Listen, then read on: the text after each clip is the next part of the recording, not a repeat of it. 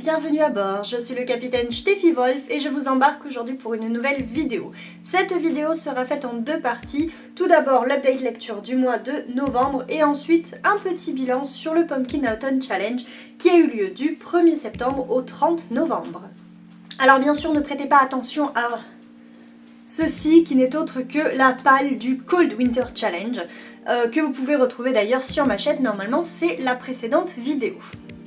Le premier livre que j'ai lu en novembre, c'était Shining de Stephen King, hein, au cas où on ne saurait pas, où on y suit l'histoire de Jack Torrance, un espèce d'écrivain un petit peu raté, renvoyé de plusieurs jobs pour alcoolisme et compagnie, et qui se voit octroyer une espèce de dernière chance quand on lui propose d'être le gardien pour l'hiver d'un hôtel qui est fermé l'hiver parce que bloqué par la neige. Évidemment, il accepte, hein, c'est un peu le contrat de la dernière chance. En plus, ça lui permettrait de terminer la pièce de théâtre qu'il est en train d'écrire. Et donc, il embarque sa petite famille, donc sa petite femme Wendy et leur fils Danny, dans cet hôtel. Il se trouve que cet hôtel n'est pas très jeune, il est même plutôt ancien, et que donc il a vu passer de nombreux visiteurs, de nombreux clients et clientes, et donc il s'est passé pas mal de choses. Et il se trouve aussi que son fils Danny possède le don, donc le Shining, hein, je suppose que c'est comme ça que c'est écrit dans la nouvelle traduction, mais ici on appelle ça le don avec un D majuscule. Donc ce don c'est quoi? C'est le fait pour Danny de pouvoir voir les morts, de pouvoir voir parfois quelques scènes du passé, mais aussi de pouvoir voir un petit peu le futur et l'aptitude également à lire dans les pensées des gens qui l'entourent, notamment ses parents.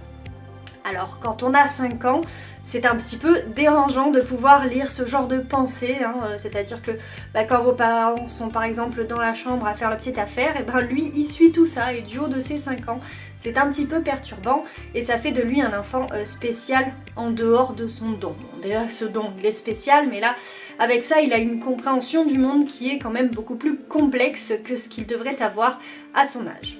Alors j'avais envie de lire ce livre depuis un moment, ça fait un moment qu'il traîne dans ma palle, je sais même plus où est-ce que je l'avais récupéré, il est tout pourri, c'est rare dans les livres que j'ai dans ma palle, mais dans ma bibliothèque de manière générale.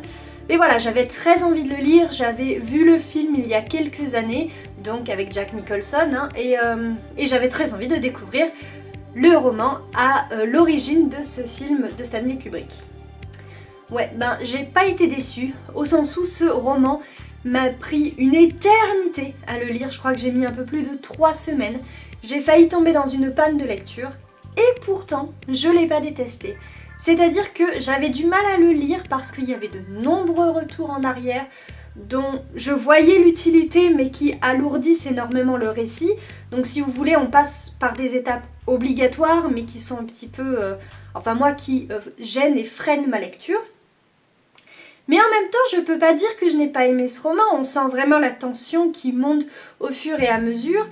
Il n'y a pas d'horreur à proprement dit, enfin si, il y en a bien sûr, mais je veux dire on la voit pas, ou en tout cas moi je l'ai pas ressenti, peut-être du fait que j'ai mis 3 plombes à lire le bouquin, hein, ça, voilà.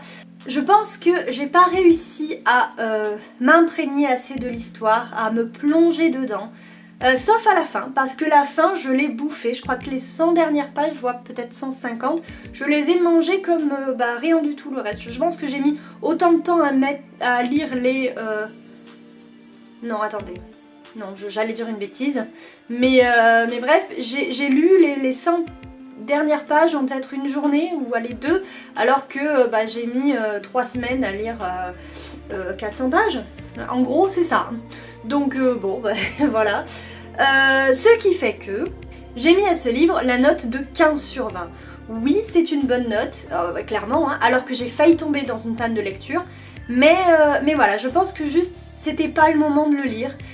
Je l'ai aimé sans vraiment l'apprécier, enfin c'est assez bizarre. Ce que je voulais faire aussi c'était revoir le film après avoir lu le livre.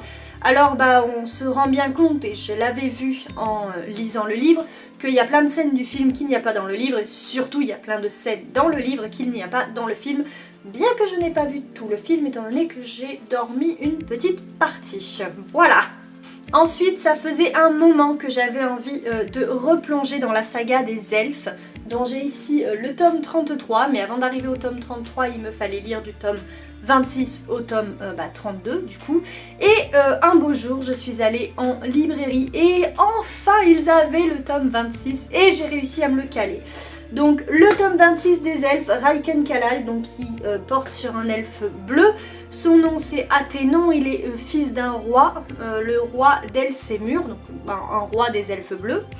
Pour rappel, avec les elfes, on est sur 5 peuples d'elfes, donc les bleus, je regarde, les elfes bleus qui sont le peuple de l'eau, les elfes sylvains, donc peuple de la forêt, les elfes blancs qui eux sont des elfes, des elfes quoi, un petit peu comme on pourrait les connaître. Ensuite on a les semi-elfes qui sont mi-elfes, mi-humains, et puis enfin on a les elfes noirs qui sont pas vraiment une race à part. On devient elfe noir, c'est-à-dire quand on a un esprit mal tourné, quand on a un potentiel à devenir assassin, et bien on devient noir. On devient un elfe noir puisque les elfes noirs sont des assassins. Quoi qu'il en soit, ici on suit donc Athénon qui est un elfe bleu. Et alors déjà, pourquoi est-ce que j'ai voulu lire une BD? Parce qu'une BD ça va vite. Surtout les dernières BD des elfes, elles sont assez courtes, donc je me suis dit c'est bon. Et après plus de 3 semaines à lire un même bouquin, je me suis dit j'ai besoin d'autre chose.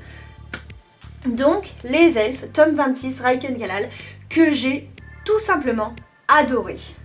Ici aussi, on a des retours en arrière parce qu'en fait, notre héros est aux prises avec une addiction pour, je sais pas si c'est...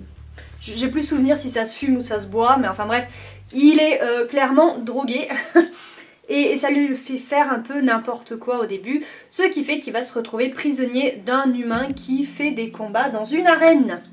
Et alors j'ai franchement adoré parce que à travers cette BD, on va traiter par exemple le problème de l'addiction, de ce que ça peut faire.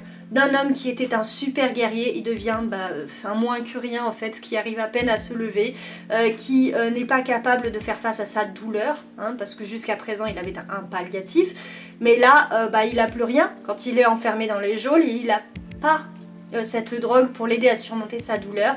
Cette douleur, elle est due à la perte d'un être cher et oui, ça l'a mis plus bas que terre et ça, on l'entend. Cela dit, il n'a pas pu remonter tout seul, il n'a pas pu remonter tout court jusqu'à arriver là, où dans l'arène, il doit se battre pour survivre et où il va retrouver des anciens alliés, donc des alliés qu'il a eu lorsqu'il a fait un combat dans un des tomes précédents et notamment lorsqu'il a donc perdu cette femme qu'il aimait. Et franchement, j'ai adoré. Autant avec Shining, vous avez des retours en arrière, chose que je n'aime pas, autant ici, il y en a quelques-uns. Notamment sur le Raiken Kalal qui est un esprit, un monstre des océans auquel les elfes et plus particulièrement les rois des elfes bleus, et donc lui en tant que prince la fée, doivent se confronter. Et il se trouve qu'il s'y est confronté évidemment, et ce monstre en fait, en dehors du fait d'être monstrueux, je vais vous le montrer. Donc en dehors du fait d'être monstrueux tel le kraken ou un monstre des mers, il fait remonter en nous nos peurs les plus terribles, les plus terrifiantes. Bon, déjà rien que quand on le voit, voilà, mais en fait c'est ça, il met l'homme, ou en l'occurrence l'elfe, face à ses peurs les plus terribles et le but bien sûr c'est de surmonter ces peurs pour pouvoir survivre à cette créature ou en tout cas à ce qu'il fait remonter en nous. Et cet elfe là, en fait il est... confronté encore une fois à ce genre de choses puisqu'il va devoir faire face à nouveau à la perte de sa bien-aimée étant donné que sans sa drogue, il ressent cette douleur et cette perte. Et pourquoi il doit y faire face? Parce qu'il a quand même envie de survivre. Ses anciens alliés, pas ses potes, mais oui, ses anciens alliés, vont faire en sorte qu'il s'en sorte. Ils vont l'aider à remonter la pente tout en combattant tantôt à ses côtés, tantôt contre lui, dans l'arène de cet homme assez cruel qui les fait combattre entre eux, et puis contre des bêtes immondes, et puis avec à la fin un espèce, je l'ai lu dans les commentaires sur Livre Addict tout à l'heure, et c'est vrai j'y avais pas pensé, un espèce de Hunger Games à la fin où le meilleur survivra, lui et lui seul, quitte à tuer ceux avec lesquels il s'est battu tout au long de l'année dans l'arène. C'est un tome qui est assez long, il fait je sais plus de 60 pages et donc bon il est vaut son prix, hein, voilà. Mais il est très beau, il est vraiment, c'est... comme je disais, c'est une simple BD, mais pas que, puisqu'elle questionne sur pas mal de choses, tout en nous faisant vivre des aventures dans un monde qui n'existe absolument pas, hein, avec des créatures qui n'existent pas. Mais ça m'a fait énormément de bien. Et c'est pour ça que j'ai mis à ce tome-ci la note de 18/20. Ça faisait longtemps que j'avais pas autant aimé une bande dessinée de cette série, puisque je lis à peu près que cette série-là. Donc voilà, ça m'a un petit peu reconnectée à la lecture. Et puisqu'une BD ça se lit assez vite, j'ai eu le temps en novembre de lire un 3e livre. Il s'agissait de C'était juste une blague de Caroline Peffer aux éditions Beta Publisher.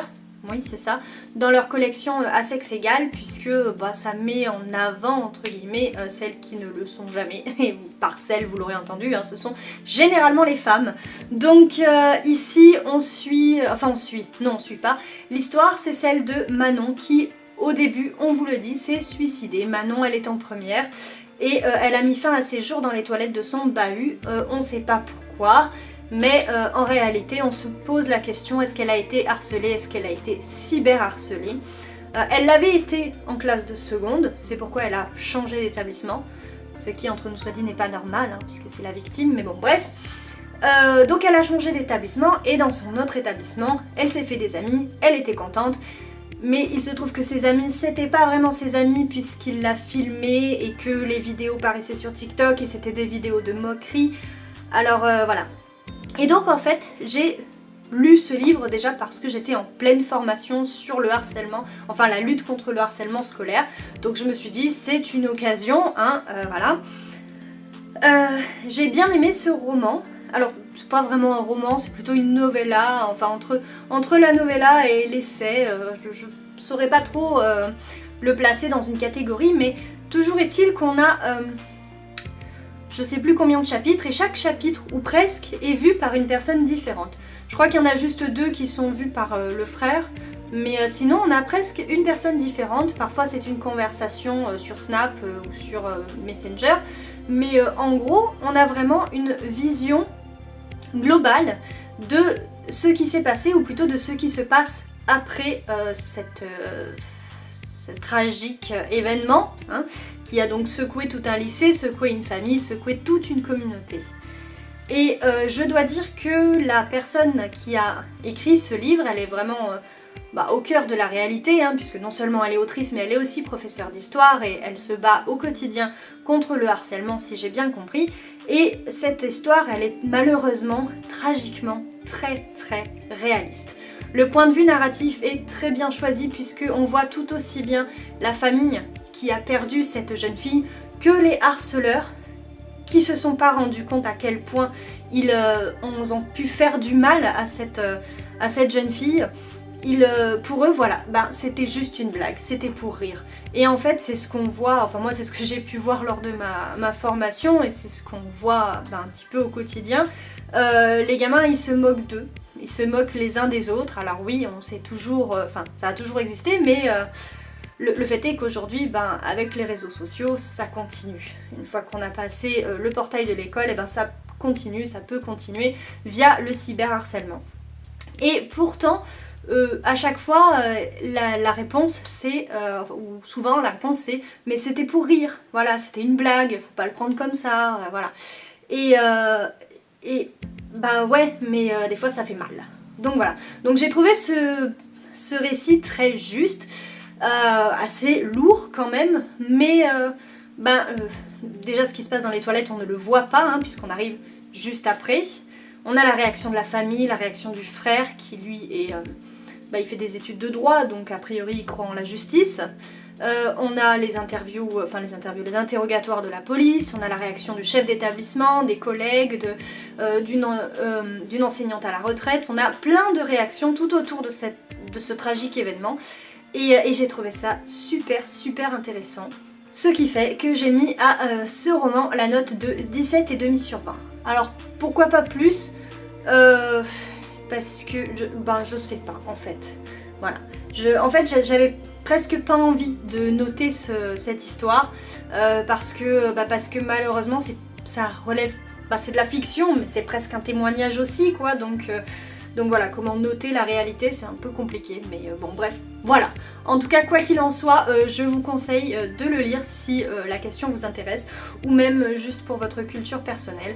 À la fin, en plus du récit, après l'histoire, il y a quelques pages de loi, quelques textes de loi, quelques réflexions de l'autrice là-dessus, et ça aussi, c'est intéressant. On en arrive maintenant à la deuxième partie de cette vidéo qui sera peut-être un petit peu plus joyeuse puisqu'il s'agit de mon bilan du Pumpkin Autumn Challenge organisé cette année encore par Gimose. Et que dire? Eh bien, sur le menu Automne frissonnant, j'ai lu tous les livres. Sur le menu Automne crépusculaire, qui est donc le menu en plus, enfin le menu qui va changer, j'ai lu presque tous les livres. Le seul que j'ai pas lu, il est ici. Ça fait 2 fois que je le mets dans des challenges, 3 presque avec le fait que j'ai voulu le mettre dans le Call Winter, donc voilà. Et puis le menu auteur douceur de vivre, où j'ai lu 2 livres sur 4, enfin 2 livres et demi. Puisqu'il y en a un, je l'ai presque terminé, ça j'essaie de... Enfin non, je l'ai presque terminé, pas du tout. Disons que je l'ai bien entamé, j'en ai lu 150 pages, c'était l'Humaine. Donc voilà.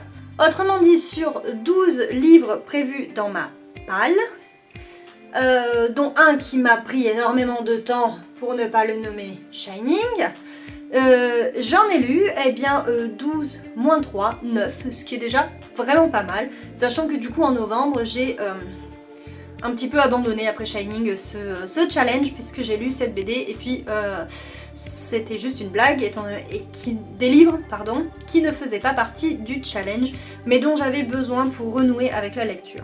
Donc le bilan il est plutôt bon, voire excellent et bien évidemment je referai le challenge l'année prochaine. C'est un challenge que j'aime beaucoup et puis de manière générale j'adore les challenges, ça permet de caser les livres qu'on a dans sa palle avec des mots-clés dans une nouvelle palle et surtout de les sortir et pourquoi pas de les lire si on y arrive hein, ou pas, voilà. Voilà, cette vidéo est maintenant terminée. Si vous l'avez appréciée, n'hésitez pas à lui mettre un petit pouce vers le haut. Vous pouvez également vous abonner si ce n'est pas encore fait. Et me mettre un petit commentaire, ça fait beaucoup de petits je crois, par exemple pour me dire si vous aussi vous avez participé à ce challenge, si vous aimez vous challenger et créer des pales, si vous avez lu l'un des 3 livres que je vous ai présentés aujourd'hui ou si l'un des 3 vous tente.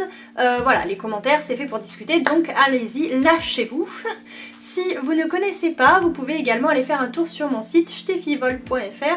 C'est sur ce site que je mets les chroniques détaillées et écrites des livres que je peux vous présenter ici et j'y mets aussi mon petit côté autrice puisque de temps en temps je poste un article concernant mes projets d'écriture, ce que je suis en train d'écrire, ce que je veux écrire, etc. etc. etc.